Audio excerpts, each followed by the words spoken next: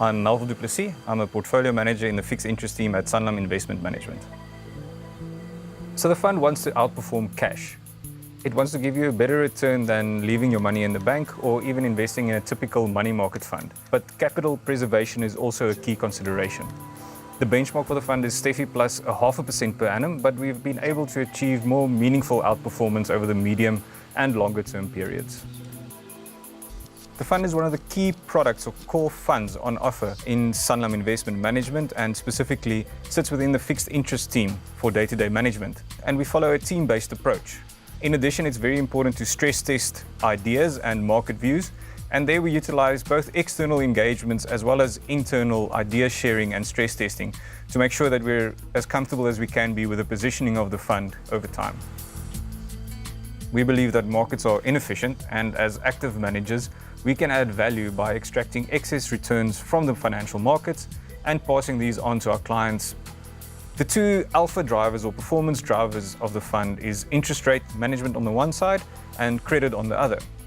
From an interest rate side of things, the fund leverages off of all the capabilities we have within the fixed interest team in order to manage these kind of portfolios, while on the credit side, all the bottom-up research that we do in-house informs a lot of the decision-making and positioning in the portfolio. So firstly, capital protection is embedded in our investment philosophy. We're a valuation-based investment house, which means that we require a certain margin of safety before investing in any asset. Every single investment we make is subject to a lot of scrutiny to help ensure that it will help deliver on the investment objectives we set out to achieve. Secondly, risk management is also key in avoiding capital losses and for ensuring capital preservation. Both from an interest rate perspective as well as on the credit side of things, we have clearly defined risk management frameworks and limits even to help ensure that we avoid capital losses over time. And risk management helps ensure that the investment decisions that don't pan out the way one would have wanted them to don't have an undue effect on the overall portfolio's performance.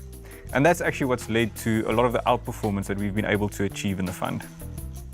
The fund's mandate allows it to invest in derivatives. However, this hasn't been a key consideration or a key performance driver over the last 5 or 6 years.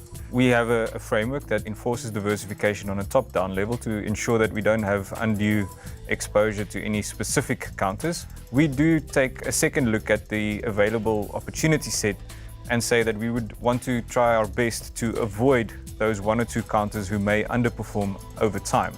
What sets this fund apart is that it utilizes both interest rate as well as credit opportunities in one product. On the interest rate side, the fund leverages off the very well-established fixed interest processes that we have in place here at SIM, while on the credit side, the portfolio is able to leverage off all the credit capabilities that we've built into our decision-making frameworks. So we're able to put together a fund that gives you both high-quality interest rate views as well as credit views and balances the exposure between those two over time.